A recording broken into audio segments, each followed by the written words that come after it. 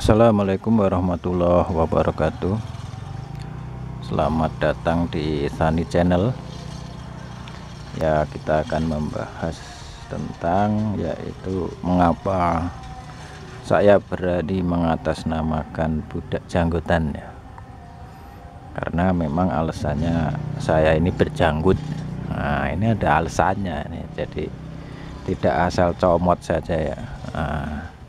Tapi saya tidak berani mengatakan bahwa diri saya ini adalah Satrio Piningit ya. Mengapa? Karena namanya Satrio Piningit itu ya seorang kesatria yang piningit, yang bersembunyi ya, bersembunyi. Kalau dia mengatakan bahwa itu bukan Satrio Piningit ya, itu yang pertama. Yang kedua, Satrio Piningit ini adalah sebuah literatur dari Jangka Jayabaya. Banyak yang harus diujikan di dalam Jangka Jayabaya tersebut. Misalkan bahwa nanti Satrio Piningit ini akan menuju zaman kemakmuran. Nggak main-main ini, nggak main-main ya.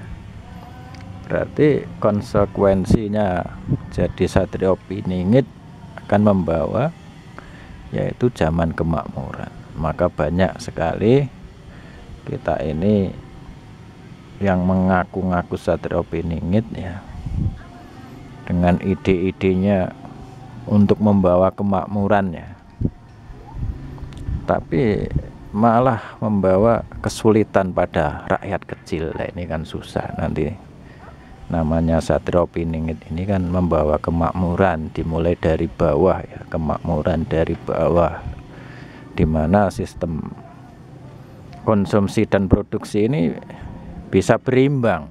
Nah, kalau sekarang ini ada seorang Satrio Piningit ngaku-ngaku Satrio Piningit kok ini malah ya gimana, sistemnya nggak berimbang. Rakyat kecil cari makan aja susah ya.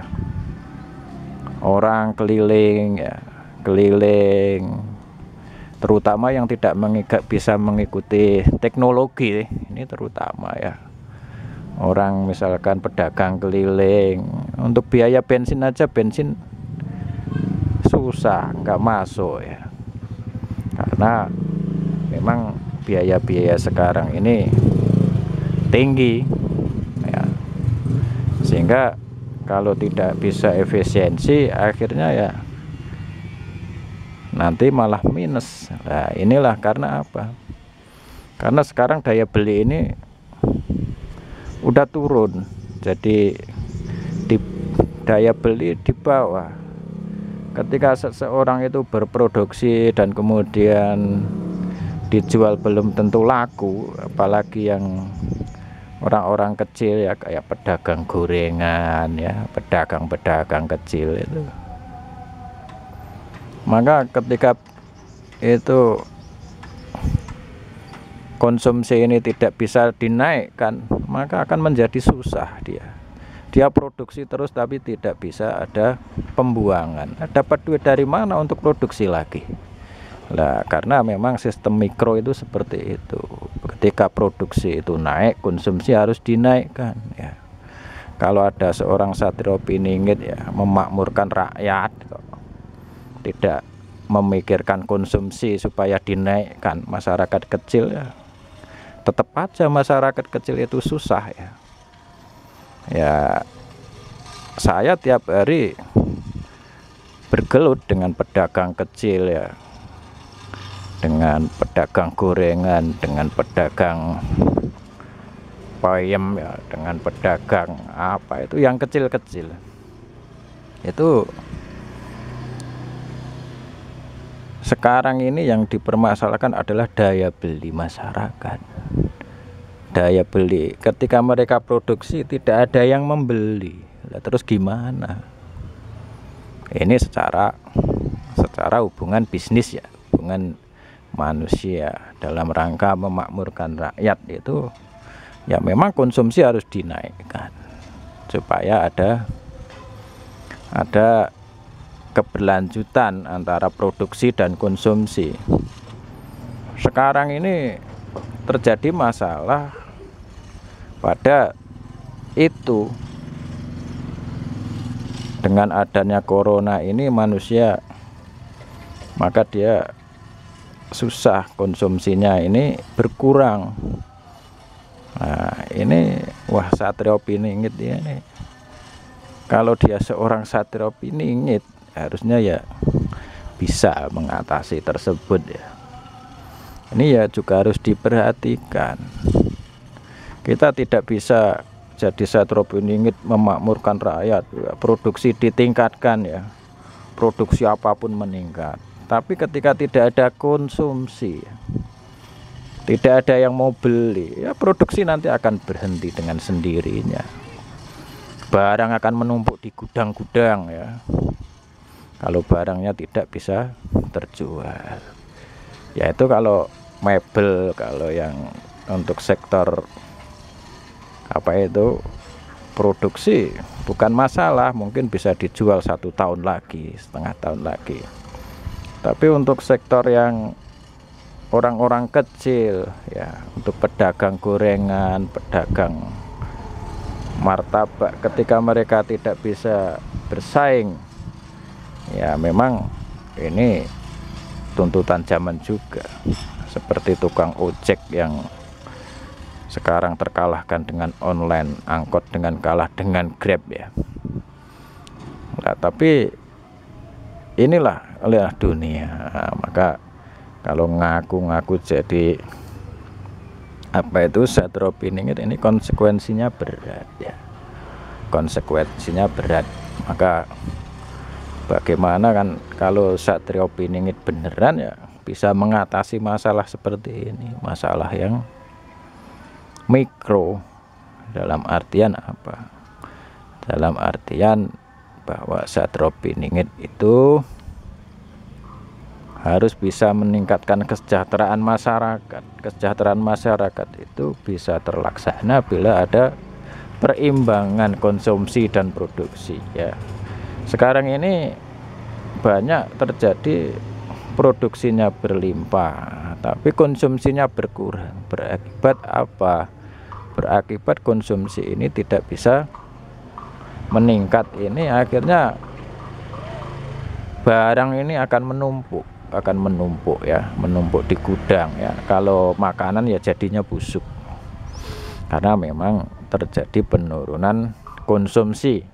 Dalam orang-orang ekonom mengatakan bahwa ini daya beli masyarakat ini adalah turun ya. Maka saya pesan ya buat Satrio Piningit yang ngaku-ngaku ini, supaya bisa mengatasi ini ya, menaikkan konsumsi masyarakat ya. Menaikkan konsumsi masyarakat bisa bahaya supaya masyarakat bisa beli itu perlu dinaikkan konsumsi, jangan produksinya terus ya, jangan produksinya. Produksi penting, tapi kalau produksi ini tumbuh terus ya, peningkatan, ada pertumbuhan produksi tapi tidak ada pertumbuhan konsumsi ya, akhirnya produksi akan berhenti lama-lama, nanti barang menumpuk di gudang. Tapi sebaliknya, ketika konsumsi ini naik, konsumsi naik, kemudian produksi kita kurang, mestinya kita juga akan minus ya, akan minus. Kita tidak akan surplus ya, tapi kita akan minus. Supaya bisa makmur ya, konsumsi masyarakat dinaikkan ya, dan masyarakat kecil bisa merasakan ya, tidak cuma masyarakat menengah ke atas saja yang bisa merasakan, yaitu apa ini, kenikmatan dari ekonomi itu ya.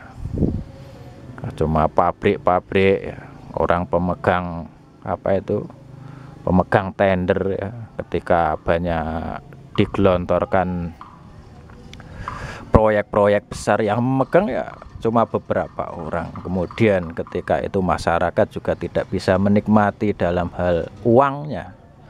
Kalau hasilnya bisa menikmati ya, ketika dana begitu besar harus digelontorkan kepada masyarakat pada tender, ya yang merasakan yang pemegang tender doang sama yang ngesup saja ya. Kemudian yang mesin-mesin berat-berat, ini yang bisa merasakan uangnya secara langsung. Tapi masyarakat kecil cuma bisa merasakan hasilnya, tapi tidak bisa merasakan uangnya. Tidak bisa menikmati apa itu penggelontoran uang tersebut. Karena penggelontoran uang cuma masuk dalam segelintir orang, yaitu kontraktor, tender, dan orang-orang yang di dekat situ. Maka penting buat calon-calon yang ngaku Satrio Piningit ini untuk memasukkan sistem keuangan itu pada sistem mikro ya, sistem konsumsi. Ketika masyarakat ini sudah di level yang paling bawah ya, kalau saya sebagai seorang budak janggotan ya menasihati gampang saja. Rabbana anzalna ma'idatan minas sama ya, kalau memang sudah kepepet bener nggak ada apa-apa, Rabbana anzalna, ya Allah turunkanlah ma'idatan minas sama, makanan dari langit. Nah inilah orang-orang yang bertakwa ya. Setelah kita bahas tentang konsumsi produksi, kalau kita sudah mentok, maka budak janggotan menasihati pada orang-orang yang sekarang lagi bingung tentang ekonomi, kesulitan, maka solusinya ada pencipta kita yang terbatas seperti Nabi Isa ketika pada umatnya itu kepepet karena dia ini dakwah terus ya, sehingga tidak ada waktu bekerja, maka dia berdoa, Rabbana anzalna, ya Allah turunkanlah ma'idatan minas sama, yaitu makanan dari langit. Oke, ini pesan yaitu budak janggotan buat calon-calon Satrio Piningit ya. Memang ngaku Satrio Piningit itu konsekuensinya berat ya. Kalau ngaku-ngaku budak janggotan nggak begitu berat, karena memang dalam Uga Wangsit Siliwangi dikatakan bahwa budak janggotan ini cuma memperingatkan, tapi memang nggak dianggap, malah enak orang yang dianggap itu ya, nggak dianggap apa-apa. Ini enak, mau kemana-mana enak, mau di mana saja enak, nggak pakai prosedur. Oke, begitu channel dari saya Ahmad Sani siang ini. Billahi taufiq wal hidayah. Wassalamualaikum warahmatullahi wabarakatuh.